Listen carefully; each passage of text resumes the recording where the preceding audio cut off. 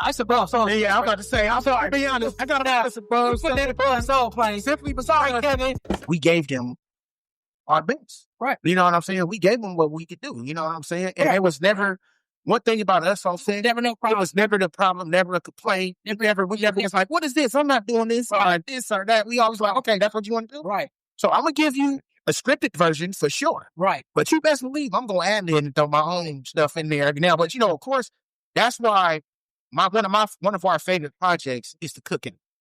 Yeah. Because Interesting.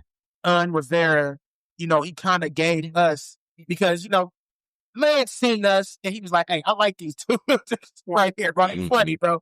So they kind of gave us the green light to kind of ad-lib and do what we want to do. That's why to this day I still love the Cookout, Queen Latifah, everybody we did the Cookout with. That was a crazy cast. Yeah, it was. Right? Like, do you consider it like a classic? Do you consider it a classic, cult classic? What do you define it as? Because it wasn't like I don't think it had a huge theatrical release, but a lot of people saw it.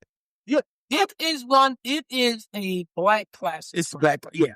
White classic. It is a black classic for sure. That's up there with the black movies. Yeah, for sure. Like Soul Plane, up there with Soul Plane kind of thing. I suppose so. Yeah, I'm about to say, I'm sorry, to be honest. I gotta ask, bro. Put that in soul plane. Simply beside Kevin. Simply because of the cast. You know what I'm saying? We got Danny Glover in there. No, Soul Plane had a crazy cast too. No, I mean Snoop, Godfrey, Frank was a Snoop, Method Man, and Kevin Hart. Yeah. Monique was in there. Monique was in. Was Monique in the Cookout or no? Okay, so look, we gonna put it like this. We'll put him here. You know what I'm saying? Because I respect. We put it up there like that. Just because the Farrah Fawcett was in it? Because Farrah Fawcett was in it. Oh, man.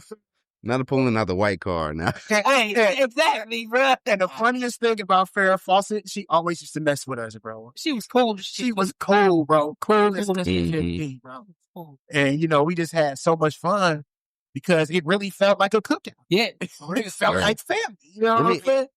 Given that you guys are veterans in, like, acting, I wonder this. Like, there's a lot of movies that have these star-studded, like, cast, but then they'll have all those people on them credits, but the movie don't move. Yeah. Why do you think that is? Is that like why? Because there's a lot of those movies that have all these on paper. It's like, oh man, y'all finna kill it, and then when it come out, it don't move.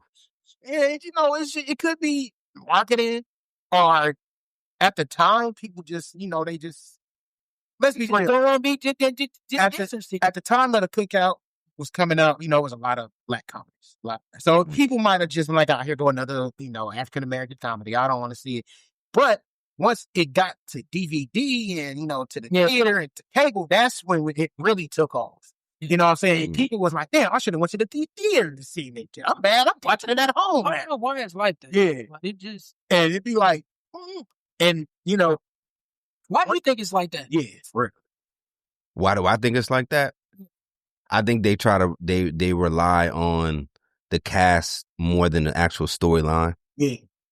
To make it a good movie. I feel like they try to flood everybody in the movie and they think everybody... Yeah. Because of marketing, there's one aspect of marketing where it's like, it's everywhere, you see it, but there's also, you can't trump, in my opinion, the word of mouth. So as soon as like people go see it, if it's like, that was trash, that was ass, then now my friends ain't gonna go see it. But if it goes in, the movies that I tell my friends about are the ones that hit me, that connect, that bring me in, and then it may not even have to have a whole lot of marketing. They just be like, yo, that was a good movie. Yeah, right. I think Sinners took off crazy because I think they gave you both. They gave you like the marketing and then you went and it was like, oh, this is fire. So it kind of like... Yeah. Sinners is a good movie. Yeah. Sinners is a great movie. And I think they had the marketing with Michael B. and everything else around it. So it just kind of works, And it was a good movie. And, sometimes sometimes a movie would take off, you don't think it's going to be like that. Yeah. That's right. Because I was in Paul Blart Mall Cop, Kevin James. That's right. Which is a great actor, man. You know what I'm saying? We had so much fun filming that movie. Respect Kevin James. You know what I'm saying? And we knew when we was filming it, we had something, but we wasn't expecting that it was going to take off like it did. Like we was expecting, maybe 20, 30 million, you know what I'm saying? Get the budget back. Come to find out, the movie did like 300, 400 million, you know what I'm saying? Over 600, 700 million.